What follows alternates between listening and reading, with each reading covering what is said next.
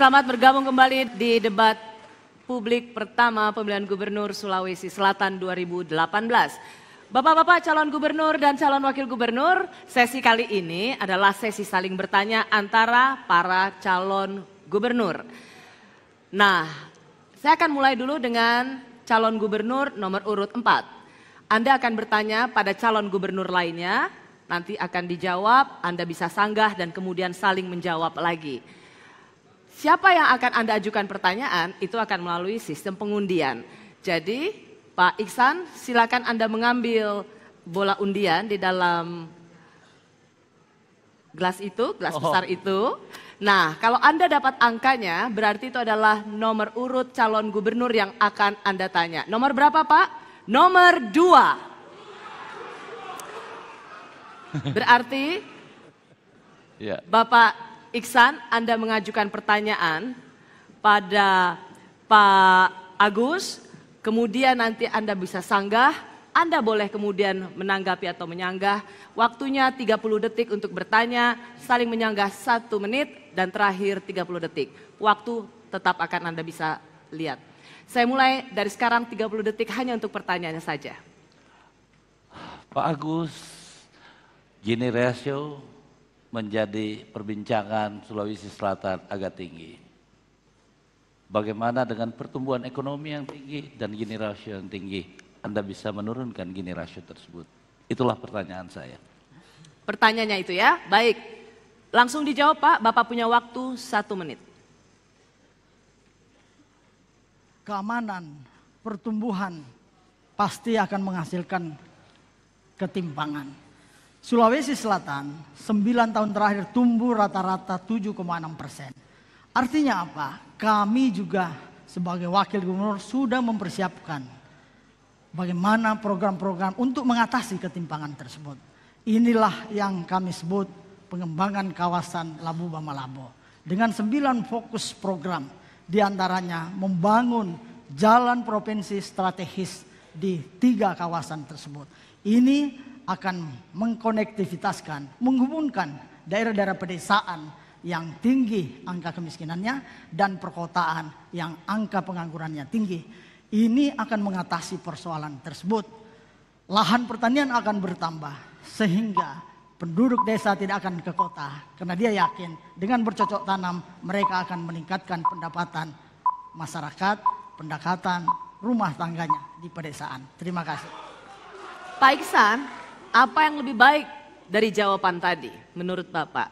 Ya, saya tahu bahwa pertumbuhan Sulawesi Selatan itu cukup tinggi. Tetapi saya mau mendengarkan bagaimana menurunkan Gini ratio tersebut. Memang Gini ratio belum merasakan sekarang karena pengangguran dan kemiskinan itu menurun. Tetapi hati-hati, ketika pertumbuhan ekonomi naik dan pengangguran naik, angka kemiskinan naik, ini yang masalah. Berarti ada kebutuhan dasar masyarakat yang tidak terpenuhi. Memang Indonesia pun 4,05, jadi kita tidak perlu resahkan. Tetapi kita harus hati-hati, makanya saya bertanya, bagaimana menurunkan itu? Tentu pembangunan tidak pilih kasih dan berbasis pada desa sesuai potensi keunggulan masing-masing. Pasti dia akan memperkecil Gini ratio ke depan, pertumbuhan ekonomi tetap terjaga. Saya Baik, kira itu. Anda bisa menanggapi 30 detik Pak. Sebenarnya kalau melihat Gini ratio yang ada, sebenarnya Gini ratio itu meningkat di perkotaan. Ini yang kami lihat. Tren penurunan itu terjadi di pedesaan. Artinya apa? Kebijakan yang telah kita ambil saat ini sudah tepat. Sekarang bagaimana menghubungkan antara pedesaan dan perkotaan sehingga arus produksi desa akan lancar masuk ke kota, sebaliknya arus barang di perkotaan akan lancar ke desa. Ini akan menyelesaikan persoalan ketimpangan dan pengangguran sekaligus di perkotaan. Ya, waktu sudah habis. Kita boleh tepuk tangan untuk 2 calon gubernur ini.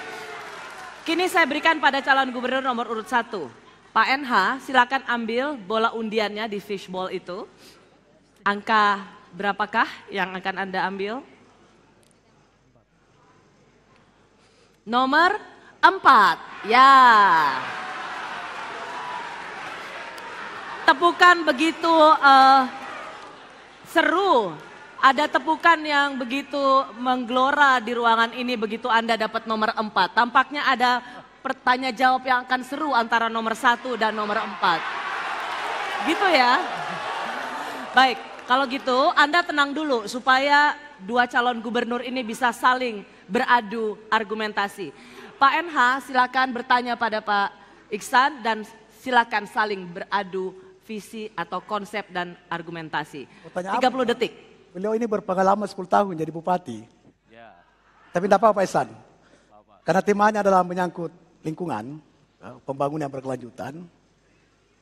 Sebetulnya pembangunan yang berkelanjutan itu adalah usaha dari sebuah pemerintah untuk menciptakan aset modal yang dapat menghadirkan kebutuhan kesejahteraan hari ini untuk kesejahteraan tidak boleh merupakan siapa-siapa. Pertanyaannya adalah bagaimana cara Anda untuk mewariskan aset modal ke generasi yang akan datang. Aset modal untuk diwariskan kepada generasi yang akan datang. Ya. Ini temanya lingkungan. Baik, pertanyaannya itu silakan 1 menit boleh dijawab Pak Iksan. Aset modal yang dimaksud itu tidak selalu dengan barang. Aset modal yang menjadi tanggung jawab pemerintah itu adalah investasi sumber daya manusia. Dan kalau itu yang kita lakukan, makanya kenapa ada rumah produktif, itu adalah brain industry. Sehingga kalau kita mau lebih baik ke depan, maka kita harus membuat investasi sumber daya manusia. Kualitasnya. Rasanya Kentucky itu, ya, bahan bakunya tidak ada yang dari Amerika. Dia punya mesin-mesin adalah lokal Indonesia. Tidak ada semuanya dari Indonesia, tidak ada yang dari Amerika. Berarti kalau demikian hanya kecerdasan yang tidak ada meramu rasa. Kalau itu ada di setiap kecamatan dan desa pun bisa ada Kentucky, Pak Nurdin. Terima kasih. Pak NH, apa yang bisa Anda bantah dari jawaban ini? Jadi yang saya maksud ini Pak Ihsan adalah bahwa pembangunan yang berkelanjutan itu berkaitan dengan keterbatasan daripada sumber daya alam. Oleh karena itu pembangunan sumber daya alam harus hemat, kemudian efisien dan tidak menimbulkan dampak lingkungan kepada generasi yang akan datang. Maka aset modal adalah merupakan agregasi daripada aset yang dihasilkan oleh sumber daya alam, aset investasi, kemudian aset sumber daya manusia, betul tadi aset sumber daya manusia dengan aset sosial. Agregasi ini harus lebih besar daripada nilai nol. Apabila nilainya lebih kecil daripada nilai nol, maka itu akan menciptakan dampak generasi akan datang. Akan kita dikutuk, akan menciptakan abrasi yang menciptakan daripada banjir, menciptakan daripada terjadinya longsor dan sebagainya. Itu kita akan dikutuk. Oleh karena itu, nilai agregasi daripada aset modal yang harus kita tinggalkan, diwariskan kepada generasi akan datang adalah investasi daripada sumber daya alam, investasi infrastruktur, investasi sumber daya manusia, dan investasi sosial harus lebih besar daripada nilai nol. Ya, masih ada waktu? Cukup Pak NH? Cukup 30 detik untuk memberikan tanggapannya. Begini, fungsi pemerintah membuat perencanaan itu harus ada KLHS-nya. Kajian Lingkungan Hidup Strategis. Itu bagi perencanaan pemerintahan. Kalau investasi, maka dia harus punya, investasi besar harus punya AMDAL. Kalau investasi kecil, ada UPL. Nah, ini semua adalah proses-proses yang harus dilalui oleh pemerintah. Jadi pasti akan terjamin Pak Nurdin, karena di situ adalah orang-orang profesional. Waktunya habis, silakan Anda pendukung calon gubernur nomor 1 dan nomor 4 boleh memberikan tepuk tangan meriah untuk mereka berdua. Kini giliran calon gubernur nomor urut 2, Pak Agus, silakan ambil bola undiannya. Nomor berapakah yang akan Anda ambil? Nomor urut 3. Pak Agus silakan memberikan pertanyaan dan saling menjawab dengan Pak Nurdin Abdullah. 30 detik untuk pertanyaan, silakan. Pak Nurdin, hasil evaluasi penanaman modal di Sulawesi Selatan, kelihatan investasi yang Anda bangun di Bantaeng ini banyak yang kurang berhasil. Saya ingin kejelasan kenapa ada masalah yang tidak bisa saudara atasi. Ini perlu agar para investor tetap akan masuk ke Sulawesi Selatan. Ini tentu publik juga harus mengetahui persoalan ini. Ya, silakan dijawab Pak Nurdin Abdullah. Iya, jadi saya undang tanggal 5 bulan Mei, kita akan melonsing ekspor perdana nikel. Jadi sebenarnya bukan tidak berhasil, Sulsel tidak melirik Bantaeng sebagai potensi. Jadi jujur saja, saya AMDAL saja lama sekali dari provinsi baru keluar. Ini kan harus kita sinergikan. Kalau provinsi dengan daerah sinergi, percepatan bisa lebih cepat lagi. Bayangin Bantaeng sebuah kabupaten kecil, kita bikin summit di Beijing, ya kita bikin summit di Shanghai, di Hong Kong, investasi banyak Pak masuk. Tapi sayangnya kurang didukung. Coba kalau Badan Penanaman Modal membackup penuh Bantaeng, saya kira sekarang bandara pun sudah bisa terbangun di Bantaeng. Jadi oleh karena itu saya kira ke depan sinergi provinsi, kabupaten dan pusat ini harus menyatu supaya kita bisa hasilkan pertumbuhan ekonomi yang real. Ya. Saya kira itu yang penting. Silakan Pak Agus menanggapi. Jadi sebenarnya bukan tidak bisa bersinergi, tetapi kita perlu koordinasi. Tentu ini harus kita lakukan sebenarnya. Karena kami pun berdasarkan analisa dari staf kami, bahwa pelabuhan yang Anda bangun itu ini tidak bisa berfungsi sepanjang tahun karena persoalan ombak. Begitu juga saya justru bertanya, kok bisa terjadi ekspor sedangkan pembangkit listrik ini belum selesai. Ya, ini juga mungkin kita perlu sampaikan. Ini saya nggak menyerang Pak Nurdin ya. Kita bersahabat, tetapi publik pun harus tahu bahwa persoalan Anda sebenarnya juga persoalan kami. Kami mau membantu Anda, cuma memang kita perlu saling koordinasi. Karena Bantaeng ini adalah bagian dari Provinsi Sulawesi Selatan. Kalau investasinya lambat, ini akan tentu investor akan ragu masuk ke Sulawesi Selatan dan bisa berdampak pada kabupaten lain. Ya. Pak Nurdin Abdullah langsung bisa menanggapi. Jadi sekarang Jababeka itu udah MOU dengan kita. 3.000 hektar itu adalah kawasan industri yang akan menopang Sulawesi Selatan. Jeneponto itu surplus listrik Pak. Kita tidak perlu bangun power plant sebenarnya. Karena Jeneponto surplus.